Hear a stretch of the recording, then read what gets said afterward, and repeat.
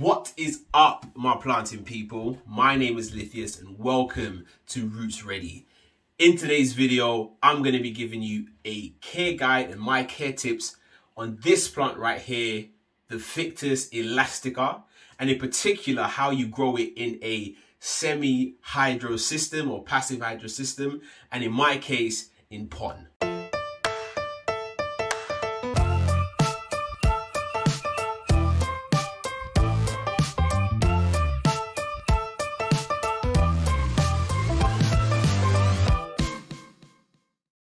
So this plant originates from South and Southeast Asia. It is also known as the rubber tree, and quite rightly so, because this is the plant where that makes rubber. So this is where the core ingredient for rubber comes from. It is done by making a small cut into the stem. It oozes a milky sap, which is then processed and turned into rubber. So it's a very useful tree that a lot of us actually use the products of it and without even knowing. So it's a great tree to have, and even better to have in your home. In terms of lighting, this plant loves bright indirect light. Now, what exactly is that?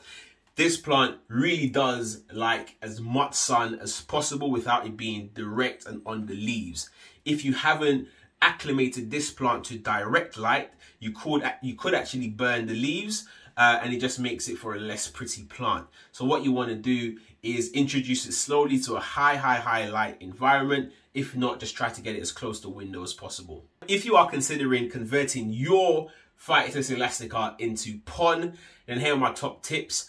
What you want to do is you want to get rid of as much, if not all, of the soil from the roots. Now, be warned that when you do take this plant up out of its pot, they're usually quite root bound. And the roots tend to be quite woody, so it can mean that they do snap a little bit easier. They don't really have too much give. So just to be a bit careful with that, what I would suggest that you do is, whilst teasing the roots away very carefully, I might add, what you want to do is soak it every now and then for a couple of minutes at a time, just to loosen up the soil, and then go away with something like a chopstick. That was my advice, and I used the shower head in my bath, and I really tried to blast away as much of the soil as possible. Then what you want to do is make sure you have a plant pot that is appropriate. This plant is currently sitting on a chair, but it's probably around 5 foot. I'm 6'2", so it's quite a big plant. What you want to do is find a plant pot that's appropriate, and make sure that you put in a layer of pon at the bottom, and then add your plant in, and then, as you would with a normal potting mix, add the rest of your pon. What I do to help with the transition, I add a little bit of Super Thrive, or if you have rooting hormone, do that as well. That's going to help the roots to really grow and really help to establish themselves in a new environment. Once you've done that, what you then want to do is put the plant somewhere where it gets a lot of light, somewhere where it's probably used to at this point, and then just want to water it maybe twice a week. Not enough to leave a reservoir, but enough just to get the pon nice and wet and keeping it nice and moist to encourage that root growth. After about a month, what you want to do then is, you should have a plant that's more established and is acclimated to this new space. You can then go ahead and add a reservoir. At this point, the roots shouldn't be trying to search into the water, because you would have had a layer of pon in there already to separate it from the water. And then the roots will slowly over time find their way. They will be more water roots, which means that they can actually sort of maintain or sustain themselves in a bit more of a wetter environment. And then after a month, you should be good to go, and just, you want to maintain that reservoir in the summer months. So I've had this plant in pon for maybe about 6 months, maybe 5 or 6 months. So it's been quite a while, and you can see here, if you can, that this is the leaf. This little one over here is the leaf that came out, that was produced just after I converted this plant over into pon, and it came out really small. But everything else, which is about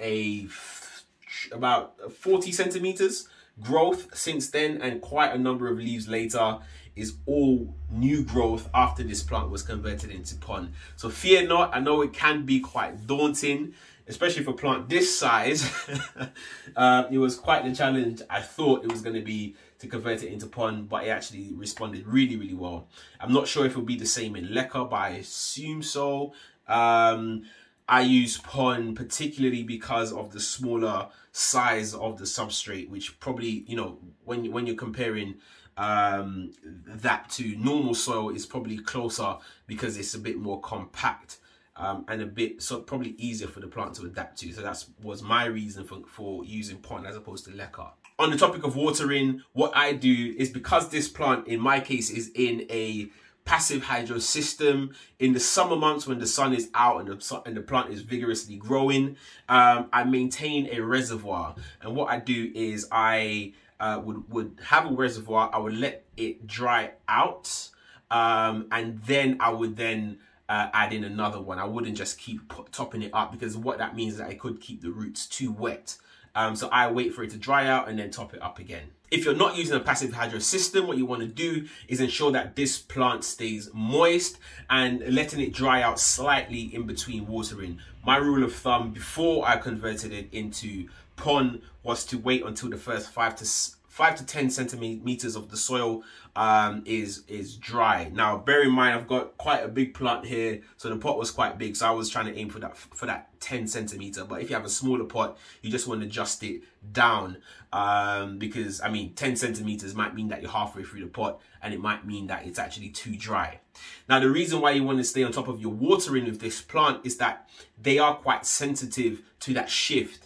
I found that if I ever missed a watering, whether that be in Pon or whether that be in soil, that it would actually affect the growth of these plants. And what it would mean was that the leaves would actually be smaller. The subsequent leaves, if they were in development, they will come out a little bit smaller. So what you want to do is make sure that you really do have a watering routine down for this plant. I tend to kind of monitor it on a 2-weekly basis. If you're not using a passive hydro system, you might want to go in there and check it maybe once a week, just to make sure that the soil doesn't get too dry. Like with most of your house plants, you also want to ensure that if you are using soil, that you have a well draining mixture, which means that when you water the plant, the water doesn't stay in the pot too long before it starts to come out through the drainage holes at the bottom. And yeah, it needs to go really easily and smoothly through that. And that just means that it reduces your chance of root rot, where the soil can hold on to too much water and actually cause bacterial problems that could then lead to root rot, and ultimately could lead to your plant really suffering, losing leaves, and ultimately it could actually just die. In terms of fertilizer for this plant, you want to ensure that you feed it quite regularly during the growing seasons, because it is a very fast grower. At the height of summer, I was probably getting maybe 2 or 3 leaves every month. It's very rapid. So I would recommend that if you do have this plant in soil, that you fertilize once every 2 weeks. In Pon, the way I do it is I fertilize every other reservoir, if that makes sense. So what I would do is in one reservoir, I would add just maybe half diluted rate of fertilizer. I'll wait for that to run out, and then I'll top up again with just fresh water. And then that just ensures that there's less of a chance of mineral buildup, which could actually cause, it could actually poison the plants. You want to be careful with that as well. And whenever you can, I would recommend maybe once a month if you have the time.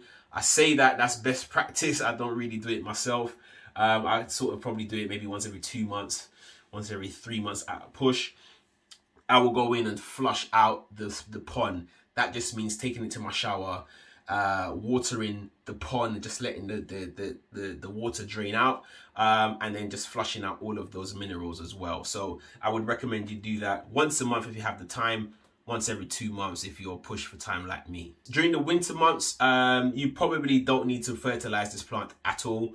Over the past maybe 2 months since we've started autumn and winter, this plant has only put out maybe 1 leaf, which just goes to show that it doesn't need that much water or fertilizer actually. So just want to reduce on both of those fronts. In terms of humidity, I have had 0 issues with this plant, whether that be the leaves unfurling, or whether that be any stunted growth because of a reduction or increase in humidity. I think this plant would appreciate more humidity, as most plants would. And for that, I have it sort of surrounded by other plants just to help increase that local, give it that smaller climate. But it doesn't need it. This plant will be absolutely fine in most home environments because of its thicker, more succulent leaves. This plant, you could call it the one that keeps on giving. It is super easy to propagate, I have found. What you want to do is just take a stem cutting, ensuring that you have at least one leaf for every stem cutting. You can then place that in some water or in some moist soil mix after it's calloused over. What I would suggest is that you can put it in a high humid environment. I place it into a Ziploc bag just to sort of contain that humidity. It does take a little bit of time to develop some roots. I would say maybe about 2 months. And then from there, you can slowly remove it from that high humidity environment and just have it as a normal plant. Super easy to propagate. You can also propagate this, I use that word lightly, you can actually do a leaf propagation of this, cutting the leaf right at the base between this of the stem. And then you can actually place that in some pond, as I've done in the past. You can place it in some water. It will develop some roots, but be warned that it will not grow a plant because it's got no node to send out any additional growth. It will just be a single leaf. I always like to talk about the plant's toxicity on this channel, just because I know a lot of people have children or pets and they can sometimes get into the plant. Now, this plant is mildly toxic if ingested or if it's placed on your skin for too long.